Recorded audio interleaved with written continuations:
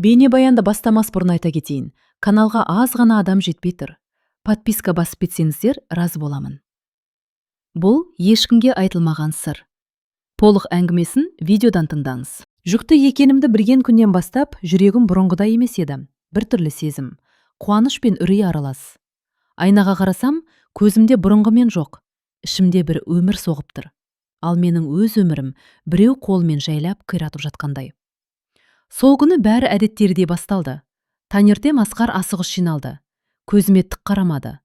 Бұрын ұсақ түйекке дейін айтып жүретін адам соңғы айларда тұйықталып кеткен. Телефонын үнемі өзімен бірге алып жүреді. Түнде де, душқа да, тіпті ас үйге шыққанда да. Бүгін кеш келем, жиналыс, деді қысқа ғана. Мен үндемедім. Ішімдегі сәби біртүрлі қозғалды. Сол сәт жүрегім шым етті. Күн бойы мазам қашты. Ана жүрек алдамайды дейді ғой. Бір нәрсе дұрыс емес екенін сездім.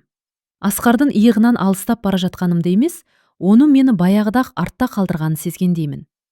Кешке қарай анам хабарласты. Қызым, жағдайың қалай? Жақсы, дедім өтірік. Өзіме де, өзгеге де шындық айтуға қорқатым халге жеткенмін.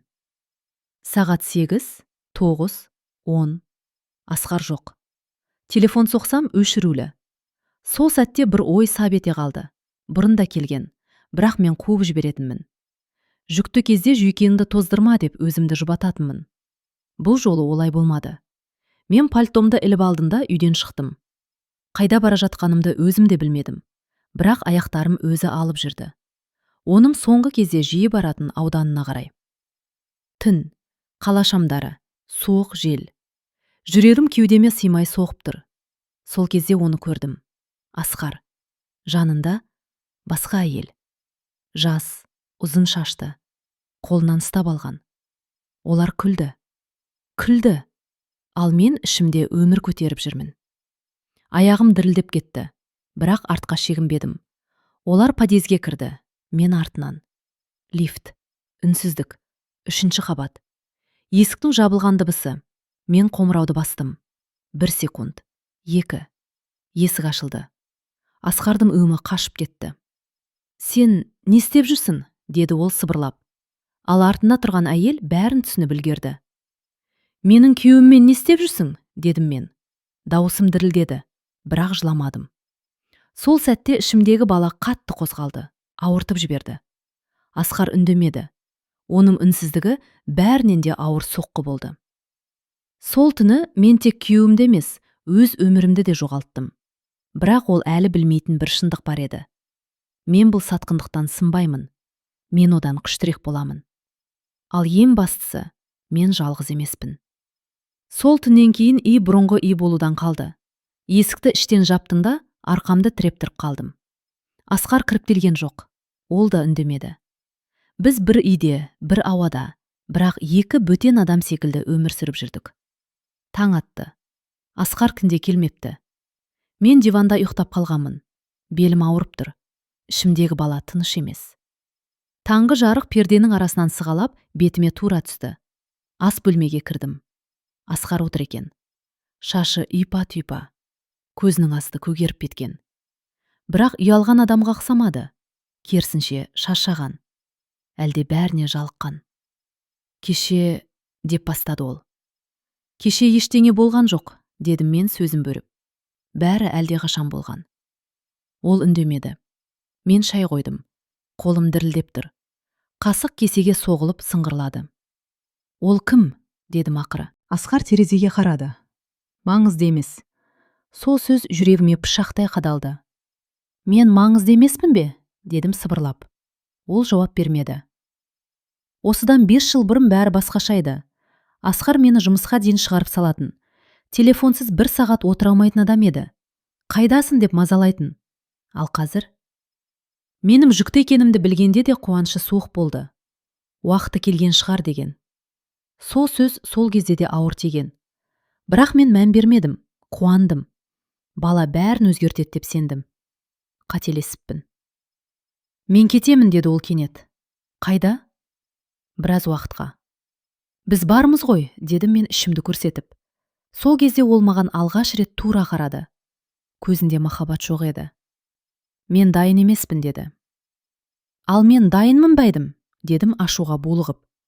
Мен жалғыз дайынмын ба? Асқар күрт орнынан тұрды. Мен шаршадым. Үнемі сенім жылауың, қорқынышың. Бұл сенім балаң, дедім дауысымды көтеріп. Ол тоқтап қалды. Мүмкін, деді де сөзін аяқтамады.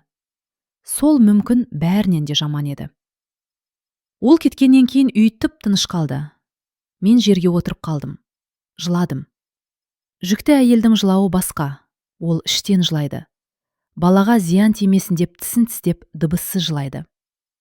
Телефоным шыр етті. Белгісіз нөмір. Алло? Сіз Асқардың әйелі шығарсыз, деді әйел даусы. Жүрегім зырқ ете қалды. Иә? Мен кешірім сұрағым келді. Сол дауыс. Кеше көрген әйел. Сіз жүкті екенімізді білмедім, деді ол. Ал күйеуім білді, дедім мен. Ол үнсіз қалды. Ол сізге бәрін айтады деп ойладым, деді ақырын. Мен күлдім. Ащы күлкі. Ол ешқашан ештеңе айтпайды, дедім. Телефонды өшірдім. Сол күні кешке анам келді. Үндемей құшақтады. Қызым, деді де сөзін жалғастыра алмады. Мен басымды оның иығына қойдым. Мен оны кешіре алмайым, дедім. Кешіру міндет емес, деді анам. Өзімді сақтау міндет. Сол түні мен шешім қабылдадым. Бұл баланы мен жалғыз өсірем. Қандай қиын болса да. Асқарсыз. Бірақ мен әлі білмедім. Асқардың кетуі бұл бастамасы ғана екенін. Ал ең ауыр шындық әлі алда екенін. Асқар кеткеніне бір апта болды. Бір апта аз уақыт сияқты. Бірақ сол 7 күнде мен 10 жылға қартайғандай болдым. Үйде оның иісі әлі бар. Киім ілгіште пальтосы тұр. Бірақ өзі жоқ. Жоқтығы барынан ауыр. Анам мені өз үйіне алып кетті. Жүкті кезде жалғыз қалмайсың, деді кесіп. Мен қарсы болған жоқпын. Күшім жоқ еді. Түнде ұйықтай алмаймын. Көзімді жұмсам, лифт, есік, Асқардың үнсіз жүзі. Тағы да сол мүмкін деген сөзі. Келесі күні күтпеген адам келді. Асқардың әпкесі, Айгүл. Біз ешқашан жақын болмағанбыз. Ол мені әрдайым салқын қабылдайтын. Бірақ сол күні түрі басқа еді. Сөйлесу керек, деді ол. Анам бізді бөлек бөлмеге кіргізді. Айгүл ұзақ үнсіз отырды. Асқар сені алдады, деді ақыры. Мен онсыз да білемін, дедім. Жоқ, сен бәрін білмейсің. Жүрегім тағы да бір жамандықты сезді. Ол бұрында кеткен, деді Айгүл. Қалай? Сенен бұрын. Бір қыз үшін. Бөлме айналып кеткендей болды. Ол саған айтпады ма? Мен басымды шайқадым. Ол қыз жүкті болған. Дүние қақ айырылды. Бала түсіп қалған, деді Айгүл. Асқар содан кейін өзгере бастады. Менің қолым ішіме еріксіз барды. Ал қазір ше, дедім. Айгүл көзін төмен салды. Қазір ол сол қорқыныштан қашып жүр. Сол сәтте мен бір нәрсені түсіндім. Бұл менің кінәм емес. Бұл оның ішіндегі қорқақтық. Кешке телефон шыр етті. Асқар.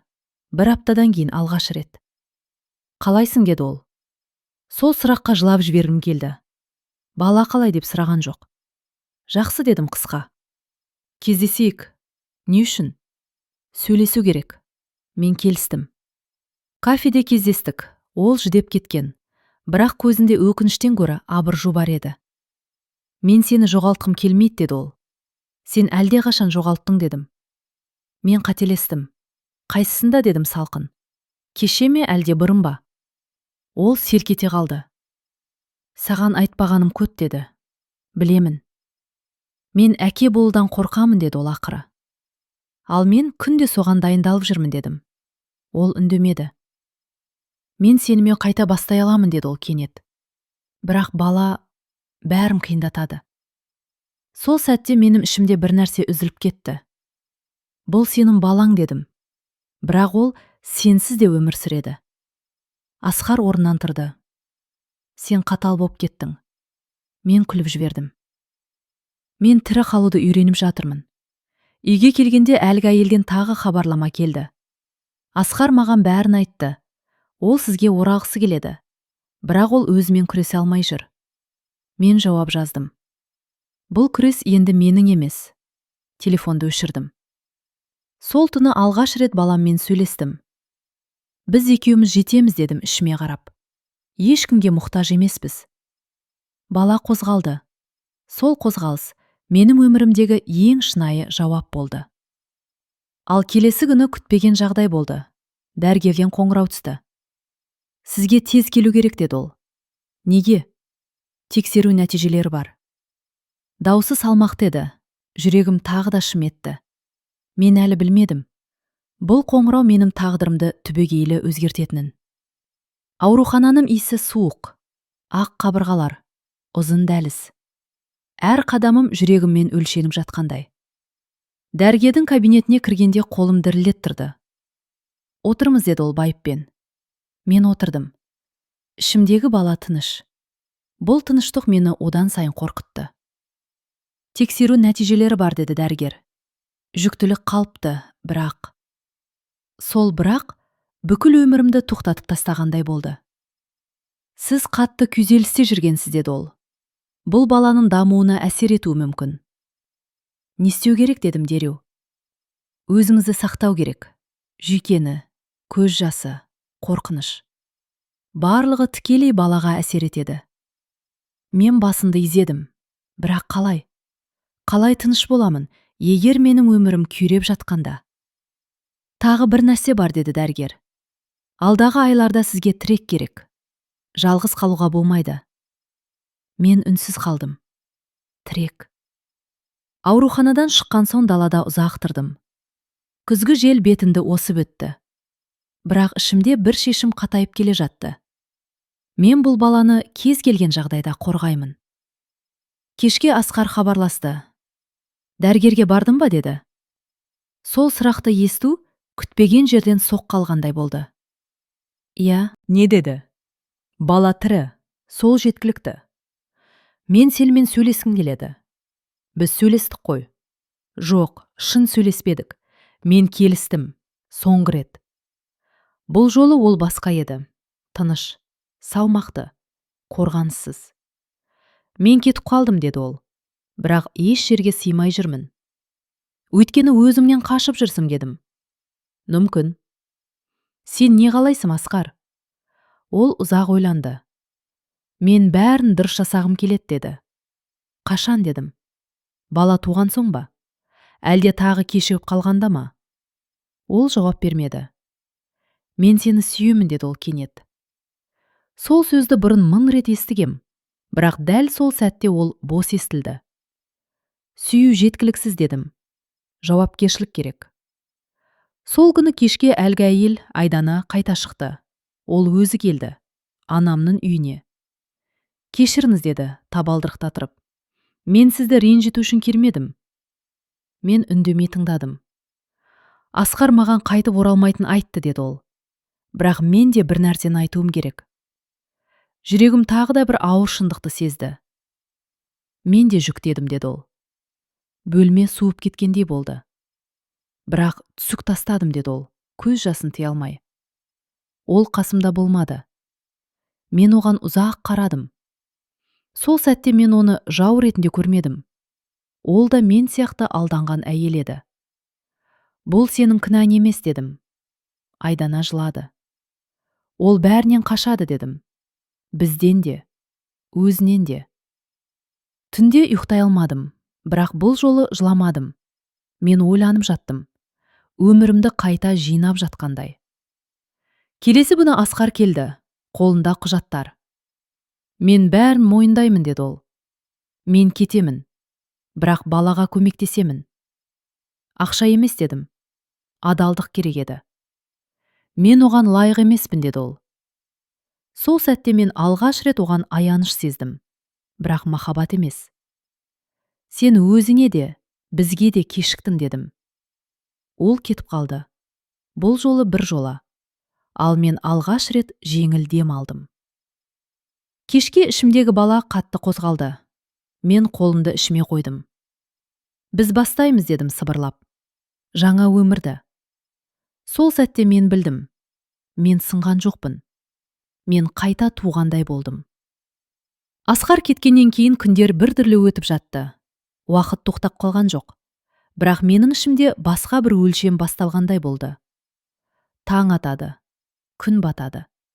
Ал мен әр күнді баламның қозғалысымен өлшеймін. Анам таңертең ерте тұрып ас дайындайды. Қызым, өзіңді күт дейді қайта-қайта. Мен басымды изеймін, бірақ шын мәнінде өзімді емес, баламды ойлаймын. Жалғыз ана болу бір сәттік шешім емес екен. Бұл күн сайын таңертең қайта қабылданатын шешім. Көшеге шыққанда адамдардың көзқарасын сеземін.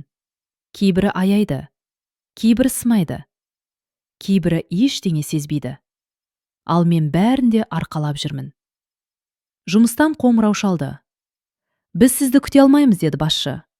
Ұзақ демалысқа кетіп барасыз. Мен ораламын, дедім. Көрерміз. Телефон тұтқасын қойған соң көзіме жас келді. Бұл баланы дүниеге әкелу тек аналық емес, күрес екен. Бір күні әлеуметтік желден Асқардың суретін көріп қалдым. Күліп тұр, жанында достары. Ал мен ішімде өмір көтеріп, түнде ұйықтай алмаймын. Қолым дірілдеп кетті. Бірақ жыламадым. Бұл жолы жылау әлсіздік емес, уақыт жоғалту секілді көрінді. Сол күні кешке күтпеген хабар келді. Асқардың анасы хабарласты. Қызым, деді ол, немеремді көргім келеді, даусы жұмсақ еді. Ол әлі туылған жоқ, дедім. Мен бәрін білемін, деді ол. Асқар қателесті, мен үнсіз қалдым. Бірақ балаға біздің де қатысымыз бар, деді ол. Сол сөз мені тоқтатты. Қатысу тек атпен емес, іспен өлшенеді, дедім. Ол ауыр күрсінді. Біз көмектесеміз. Мен ойландым. Бұл күрделі мәселе еді. Түнде түс көрдім. Өзімді айна алдында көрдім. Қолымда сәби. Ал айналамда ешкім жоқ. Бірақ мен қорықпадым. Оянғанда жүрегім тыныш еді. Бірнеше күннен кейін Асқар тағы келді. Бұл жолы басқа. Қарапайым. Кішірейгендей. Мен баланың әкесімін, деді. Бұл сөз жауапкершілікті білдірмейді, дедім. Мен қатысқым келеді, деді ол. Қалай? Ол үнсіз қалды. Сен әлі де дайын емессің, дедім. Ал сен дайынсың ба, деді ол. Мен ішіме қолымды қойдым. Мен күн сайын дайындалып жүрмін. Ол кетіп қалды, тағы да. Бірақ бұл жолы менің жүрегім ауырмады. Мен оның шешімсіздігін қабылдадым. Келесі аптада дәрігерге тағы бардым. Балаңыз жақсы дамып жатыр, деді ол. Бірақ сіз өзімізді қатты қаржытасыз. Таңдауым жоқ, дедім. Бар, деді ол. Өзімізді таңдаңыз. Сол сөз маған ой салды. Сол түні мен өзіме уәде бердім. Мен тек ана болмаймын. Мен тірі қаламын. Мен күлемін. Мен қайта тұрамын. Ал келесі күні күтпеген хабар келді. Асқар жол апатына түскен. Ауыр емес, деді. Бірақ ауруханада. Мен телефонды ұзақ ұстап тұрдым. Бармаймын деп ойладым. Бірақ ішімдегі бала қозғалды. Мен шешім қабылдадым. Бұл бару махаббат емес. Бұл нүкте қою. Аурухананың есігін итеріп кірген сәтте-ақ жүрегім ауырлап кетті. Бұл жерге мен үмітпен емес, міндетпен келдім. Асқар жатқан палата 3-ші қабатта екен. Дәлізде отырғанда ішімдегі бала баяу қозғалды. Қорықпа дегендей. Әлде қоштасуға дайындал дегендей. Есікті қақтым. Кір, деді әлсіз дауыс. Асқар төсекте жатыр. Қолында таңғыш. Беті бозарып кеткен. Бірақ тірі, сол маңызды. Сен келесің деп ойламадым, деді ол. Мен де келем деп ойламадым, дедім. Үндемей тұрдық. Ауруханадағы үнсіздік ерекше. Ол жерде адамдар шындықты жасыра алмайды. Айыптымын, деді ол кенет. Бәріне. Айып сотқа арналған сөз, дедім. Ал бізде өмір болды.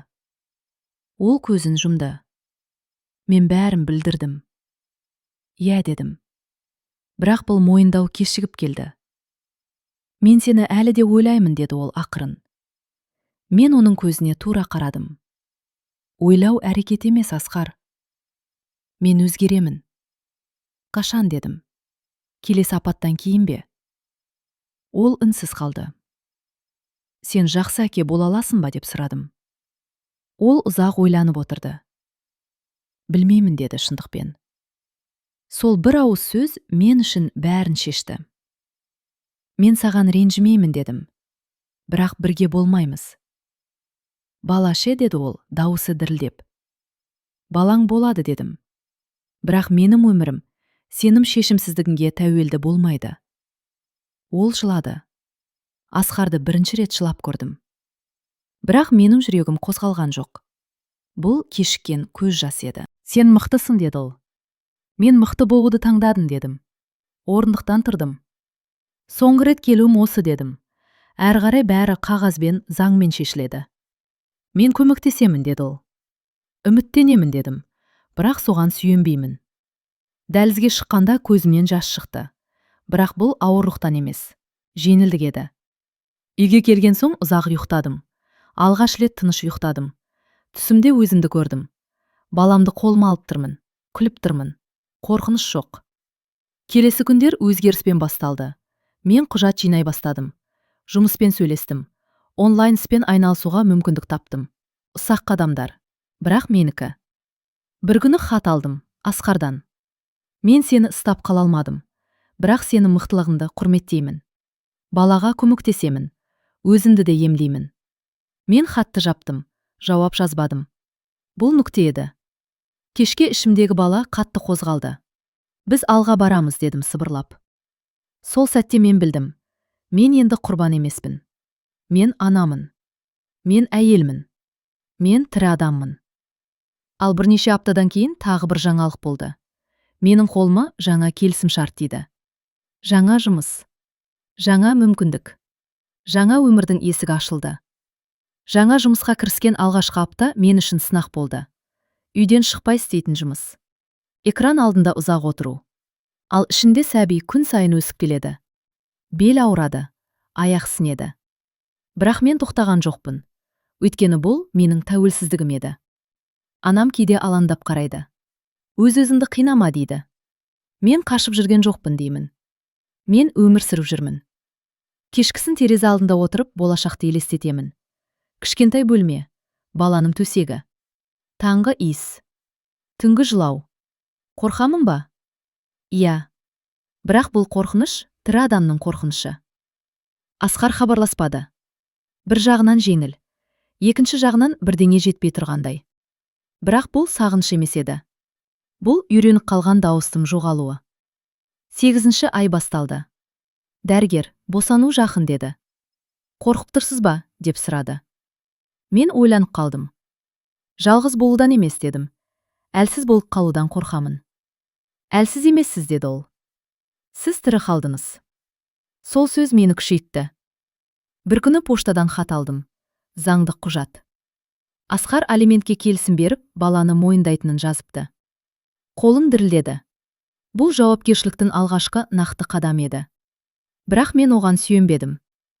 Сол күні кешке күтпеген қонақ келді. Айгүл, Асқардың әпкесі. Ол өзгеріп жатыр деді ол. Шынымен. Уақыт көрсетеді дедім. Ол сені әлі де жақсы көреді. Мен басымды шайқадым. Бұл маңызды емес дедім. Мен өзімді де жақсы көруді үйреніп жатырмын. Айгүл үнсіз қалды. Түнде толғақтың алғашқы белгілері басталды. Жеңіл, бірақ анық. Жүрегім дүрсілдеп кетті. Анам жүгіріп келді. Уақыт келді ме? Әлі емес дедім. Бірақ ішімде бір сезім бар еді. Бұл жолы бәрі өзгеше болатынын сездім.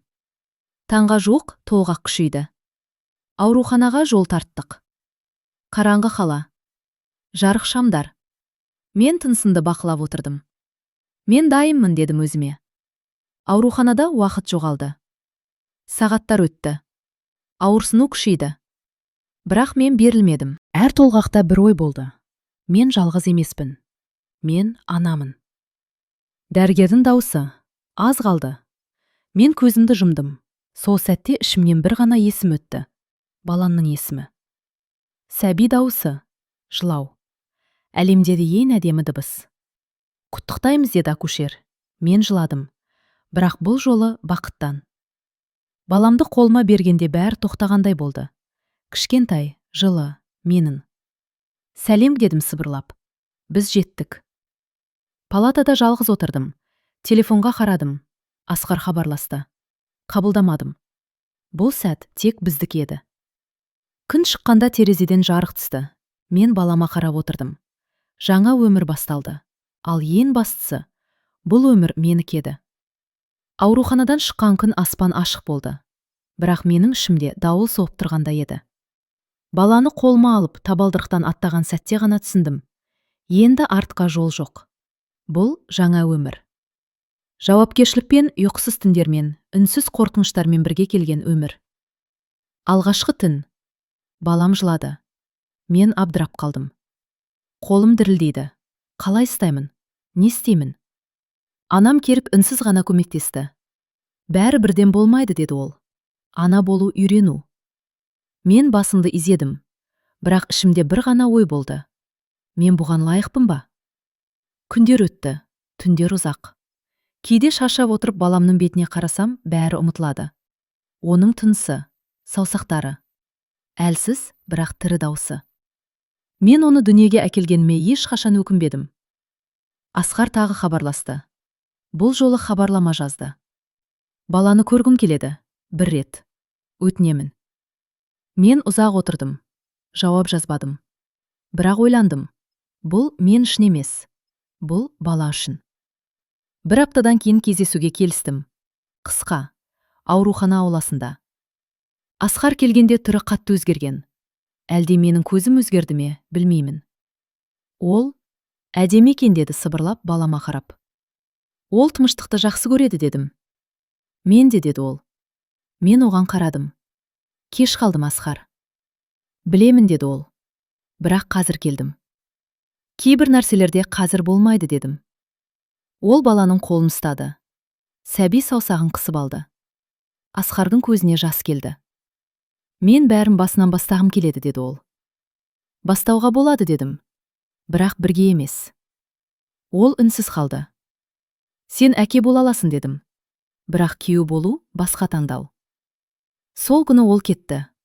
Қатты емес, жай ғана. Ал менің жүрегім тыныш еді. Келесі айлар өтті. Мен жаңа өмір ырғағына үйрендім. Таңғы жылау, түнгі тербетулер. Кофе суып қалады. Бірақ жүрек жылы. Жұмысымда жүріп жатты. Мен өзімді қайта таптым. Бір күні айнаға қарадым. Онда сынған әйел емес. Ана тұрды. Күшті. Тірі. Телефонға тағы бір хабар келді. Бұл жолы Асқар емес. Жаңа жұмыс орнынан. Сізге жетекші қызмет ұсынамыз. Мен жымидым. Бұл менің еңбегім. Сол кеште баламды құшақтап отырып сыбырладым. Біз дұрыс жолдамыз. Ол тыныш ұйықтап жатты. Ал мен білдім. Махаббат кейде кету. Бақыт кейде жалғыз қалу. Ал күш өзіңді таңдаудан басталады. Уақыт бәрін бірде емдемейді екен. Бірақ ол ауырған жерді иретеді. Балам бір жасқа толғанда ғана мен өткенге сирек қарай бастадым. Ол алғаш жүріп кеткен күні үйдің іші күлкіге толды. Мен жыладым. Бірақ бұл әлсіздіктен емес, бұл ризашылықтан. Асқар баламен араласып жүрді, айына 1-2 рет. Тымыш, даусын көтермейді, артық сөйлемейді. Мен оған сенген жоқпын, бірақ қарсыда болмадым. Бұл баланың құқығы еді. Бір күні жұмыстан кеш қайттым. Баламды балабақшадан алып шығуға үлгермей қалдым. Есіктен шыққанда бір ер адамды көрдім. Сіз анасысыз ба? Деді ол. Иә. Мен Нұрлан, балабақша психологымын. Ол баламды қолына ұстап тұр екен. Балам тыныш. Оған қарап күліп тұр. Сол сәт менің ішімде бір нәрсе жылыды. Келесі күндері біз жиі сөйлесетін болдық. Қысқа, жай, балалар туралы, өмір туралы. Ол артық сұрақ қоймады, мен де. Бірде ол айтты.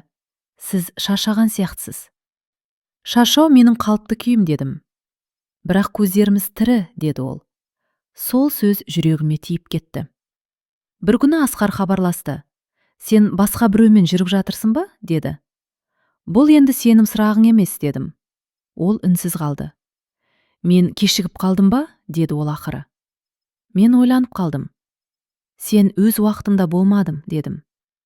Нұрлан бір күні кофе ішуге шақырды. Бұл танысу емес, деді ол. Әңгіме ғана. Мен келістім. Кофеханада отырдық. Жарық, тыныш. Сіз күштісіз, деді ол. Мені бәрі солай айтады, дедім. Бірақ ешкім ол күштім қалай келгенін сұрамайды. Ол басын изеді. Айтқыңыз келсе тыңдаймын. Мен бәрін айттым. Ол бөлмеді. Үйге қайтқанда мен жеңіл дем алдым. Бұл махаббат емес еді, бірақ бұл құрмет еді. Түнде баламды ұйықтатып жатып ойладым. Мен қайта сезіне аламын ба? Қорықтым. Бірақ қашпадым. Келесі аптада Нұрлан балама кітап әкелді. Жай ғана, деді. Балам күліп алды. Мен де. Ал Асқар сол күні тағы келді. Мен сені қайтарғым келеді, деді ол. Мен көзіме жас алып күлдім. Сен мені енді таба алмайсың, дедім. Мен басқа адаммын. Ол үнсіз кетті. Бұл жолы бір жола. Ал мен үйге кіріп баламды құшақтадым. Жүрегім тыныш еді. Бірақ бір жерінде жылу пайда болды. Бұл жаңа бастаманың белгісі еді. Күз күтпеген жерден суық келді. Балам сол аптада алғаш рет қатты ауырып қалды. Түн ортасында денесі ысып, тынысы ауырлай бастады. Мен абдырап қалдым. Қолым дірілдеп, термометрді қайта-қайта тексердім. Жарайды, бәрі жақсы болады деп өзімді өзім жұбаттым. Бірақ ананың жүрегі алдамайды екен. Жедел жәрдем шақырдық. Аурухана, ақ жарық, баланың жыласы. Сол сәтте менің бүкіл әлемім бір нүктеге жиналды. Дәрігер, уайымдамаңыз, деді. Уақытында әкелдіңіз. Мен орындыққа отыра кеттім. Көз жасым еріксіз ақты. Сол кезде біреу иығыма қолын қойды. Нұрлан. Мен осындамын, деді ол, жай ғана. Мен сұрамадым. Ол өзі келген. Бұл мен үшін көп нәрсе білдірді. Асқар да білді. Қайдан екенін білмеймін, бірақ ол да келді. Палата алдында үшеуміз тұрдық. Үнсіздік. Мен әкесімін, деді Асқар. Бұл жерде атақтың маңызы жоқ, дедім. Бұл жерде баланың амандығы маңызды. Нұрлан үндемеді, бірақ ол кетпеді. Түн ұзақ болды. Мен баламның қасында отырдым. Асқар сыртта жүрді. Нұрлан су әкеліп тұрды, дәрігермен сөйлесті, анамды хабардар етті. Сол сәтте мен бәрін түсіндім. Жауапкершілік сөз емес, әрекет. Таң ата дәрігер жақсы жаңалық айтты. Қауіп жоқ, мен жылап жібердім. Бірақ бұл жолы шүкіршілік жас еді. Асқар жақындады. Мен бәрін түсіргім келеді, деді ол. Қашан, дедім шаршаған дауыспен. Бала ауырып жатқанда да кешіктім. Мен де келдім ғой, деді ол. Мен Нұрланға қарадым. Кейбіреулер шақырмай-ақ келеді, дедім. Асқардың жүзі өзгерді. Сен оны таңдайсың ба, деді ол. Мен ойланып қалдым. Мен өзімді таңдаймын, дедім. Сол күні Асқар кетті, ренжіп емес, жеңілгенін түсініп. Балам бір аптада сауығып шықты. Үйге оралғанда бәрі басқа сияқты көрінді. Мен де. Нұрлан асықтырмады. Сен дайын болмауың мүмкін, деді. Мен қорқамын, дедім, шындықты жасырып қалмай. Қорықпау махаббат емес, деді ол. Қашпау махаббат. Кешке балам ұйықтап қалды. Мен терезе алдында тұрдым, өміріме қарап, өткенге емес, алдында тұрған жолға. Мен бір қадам жасадым, бірақ жүгірмедім. Бұл менің ең дұрыс таңдауым еді. Бір жыл өтті, бала өсіп, өз әлемін аша бастады. Ал мен жаңа өмірге үйреніп үлгердім. Нұрланмен қарым-қатынасымыз баяу дамып жатты. Бір-бірімізге сенімсіздікпен қарайтын кездер болды. Бірақ баламен араласқан сайын бұл сенім тереңдей берді. Ол әдемі күледі, деді Нұрлан бір кеште. Сені көргенде ғана. Мен күліп жібердім. Күлімсіреуім шынымен де жүрегіме шыққан алғашқы күлкі болды. Бір күні бала алғашқы сөзін айтты. Әке, деді кішкентай дауыспен. Менің жүрегім жарылып кеткендей болды. Бұл сөз Асқарға қатысты емес еді. Бұл баланың әлеміндегі алғашқы байланыс. Нұрлан жанымда тұрды. Оның көзіне қуаныш ұялады. Көрдіңіз бе, деді ол сыбырлап. Сіз бәрін дұрыс жасадыңыз. Мен оны қысып қойдым. Бұл махаббат емес еді. Бұл құрмет пен сенімнің көрінісі. Сол аптаның соңында Асқар тағы хабарласты. Мен бәрін түзегім келеді, деді дауысы дірілдеп. Мен ұзақ ойланып қалдым. Сен біздің өмірімізден тыссың, дедім ақырын. Бала да, мен де өз жолымызды таптық. Мен бәрін мойындаймын, деді ол. Бірақ енді кеш. Сол сөздің соңында мен өзімді жеңгендей сездім. Ешқандай өкініш жоқ еді. Күзге қараған кезде Нұрлан мені бір демалысқа шақырды. Күтіп отырмын, деді ол күлімсіреп. Мен баламды қолыма алдым. Оның кішкентай қолы саусағымды қысып тұр. Біздің жолымыз жаңа ғана басталды, дедім сыбырлап. Сол кезде мен түсіндім. Мен тек ана ғана емес, өз өмірімнің иесімін. Жаңа жыл келгенде бала алғашқы жаңа жылдық шыршаны безендірді. Кішкентай қолымен әдемі жапсырмаларды қойды. Мен күліп, ішкі тыныштық сездім. Өткеннің ауыртпалығы артта қалды. Нұрлан жанымда отырды. Біз бір-бірімізге қарап, еш нәрсе айтпадық. Қажет те емес еді. Барлығы өз орнында. Сол түні терезе алдында тұрғанда мен балаға қарап сыбырладым. Біз тірі қалдық. Біз бірге боламыз. Біз мықтымыз. Бала тыныш ұйықтап жатыр. Мен алғашқы рет шынайы тыныштық сездім. Өткеннің ауыртпалығы артта. Болашақ қолда. Күн көтеріліп, жаңа таң жылтыр сәулесін тереземнен сыйлады. Бала кішкентай қолымен оянып, менің бетіме қарады. Күлкісімен жүрегімді жылытып, жаңа күнге үміт сыйлады. Ана, деді ол мейірлене. Мен оған құшақ аштым. Иә, менің кішкентайым, біз бірге боламыз. Бұл сәтте мен түсіндім. Мен тек ана ғана емес, өз өмірінің иесімін.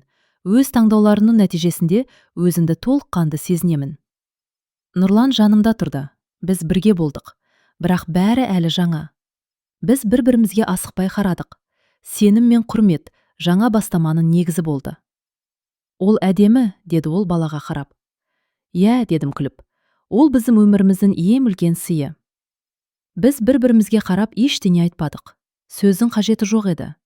Көздеріміз бәрін жеткізді.